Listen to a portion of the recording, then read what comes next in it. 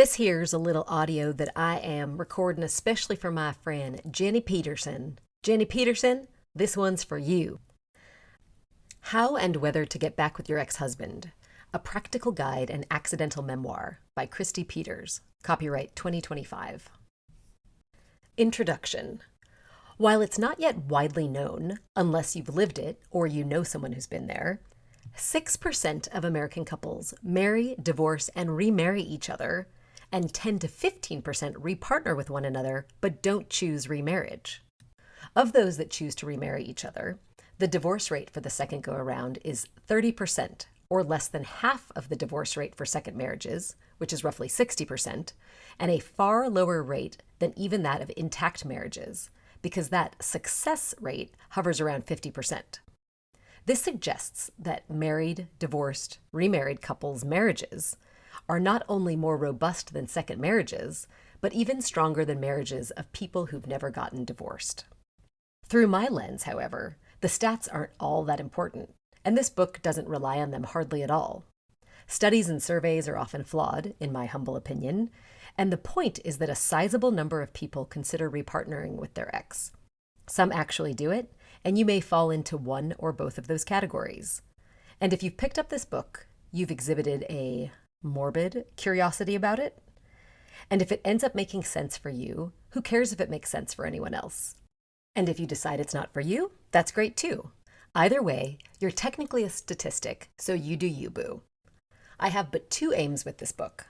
First, to let you in on a little bit of my story, so you don't have to feel so all alone in the potential chaos of your post-divorce life. I get it, I've been there, and if you don't see some of your own story in mine, you might be able to say, gee, at least I'm not as messed up as her. That, for me, is a win.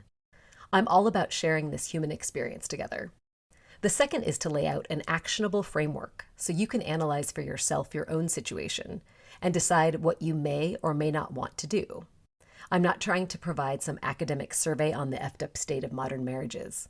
Perhaps somebody should study that, but it won't be me, and I probably wouldn't have much interest in reading it, frankly.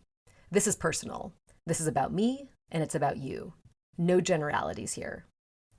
Nothing you read here is meant to be construed as advice per se.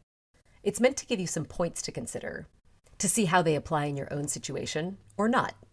You get to hear parts of my story and maybe feel like there's someone else out there who understands you a little bit. You benefit from the fact that I'm an out loud processor. Here, out loud means written down. I write like I talk. It's true.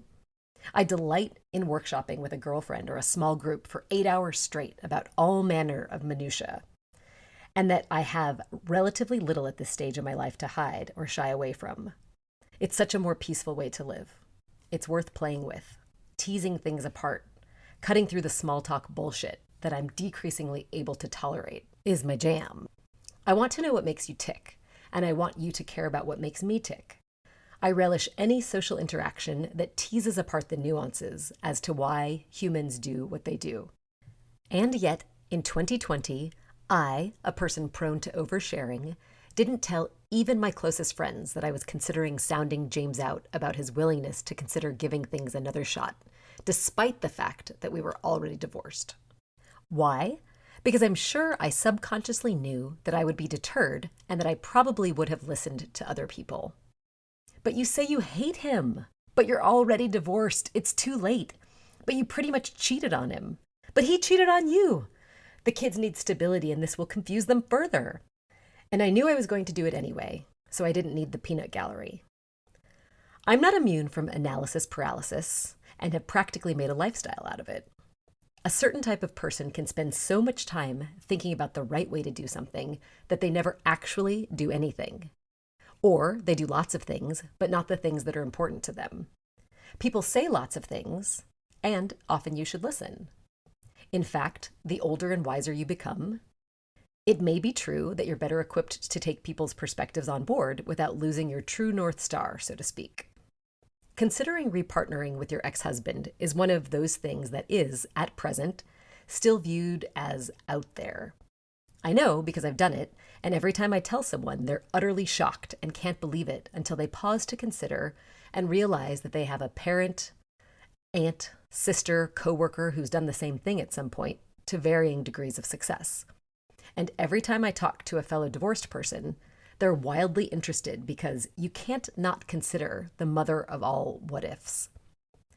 While you should absolutely reflect upon and mull over the kindly offered observations of people who have known you for a long time, and I encourage you to do so, sometimes you have to forge your own path so that you personally can satisfy yourself that you've taken things where you need to take them.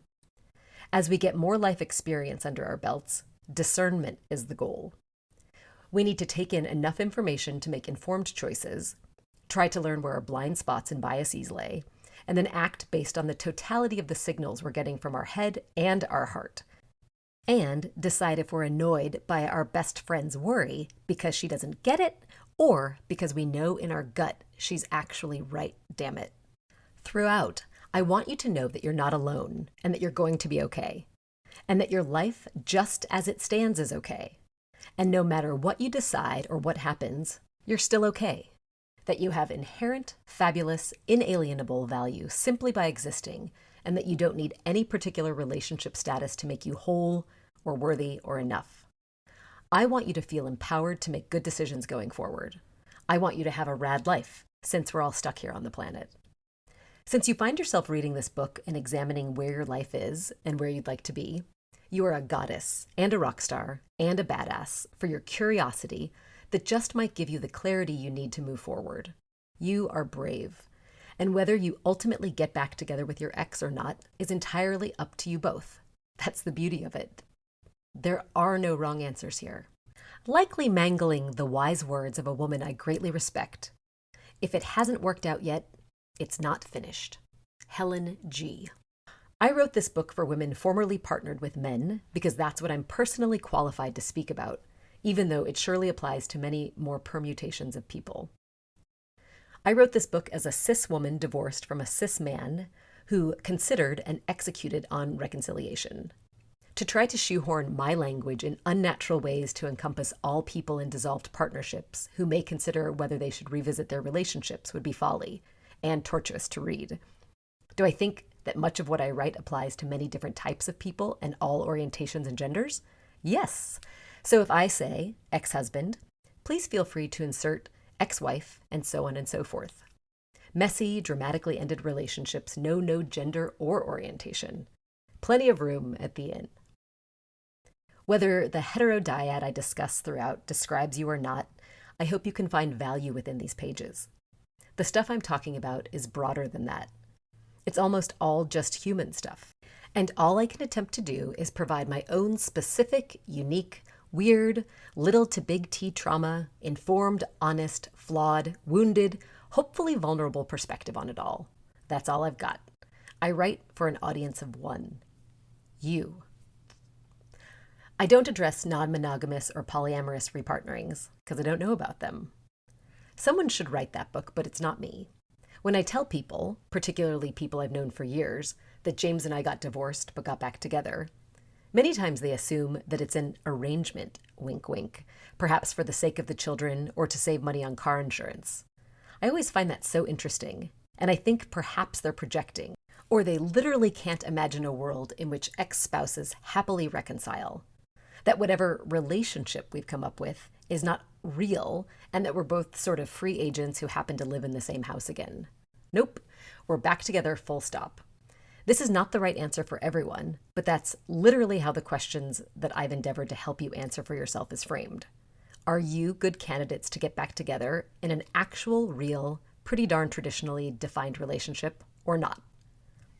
I have a small handful of friends in various stages of non-monogamous, polyamorous relationships, and I think that's awesome if it works for you. It's beyond my pay grade. I haven't a shred of judgment in my heart about it, but I do know that it's messy and that people don't always thrive in gray spaces with partners they started out as monogamous with.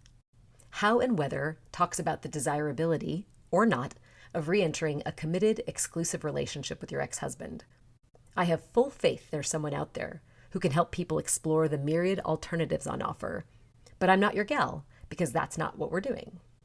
I think it's also important that I note every effort was made to get the chronology of facts correct. James and I talked about this issue in conjunction with this project and decided that good enough is good enough. traumatic events, hello divorce, are not usually remembered scrupulously accurately, and details are often misremembered in the retelling. Like when someone is sure that it was a white Mazda that plowed into them, when actually it was red. You know what I mean? While I've made every effort to lay things out as they happened, I probably messed it up in certain places, but hopefully only at the margins. I did my level best. This book is also useful if you think your ex will ever approach you about the prospect of repartnering. Getting back together with your ex may have never once crossed your mind. Perhaps it's too fresh, or perhaps it's been decades and you still think he sucks. That's okay. One day, however, you may get ambushed like I ambushed James. If the path is clear for you, I would never get back with that man ever. Then you don't have much reflection to do. If, however, you would never initiate the conversation, but it's occurred to you once or twice that there may be some benefits to repartnering, and part of you wonders if he'll ever broach it, reading through and seeing how you come out on each of the topics is of great value to you if that does come to pass. Are there huge red flags?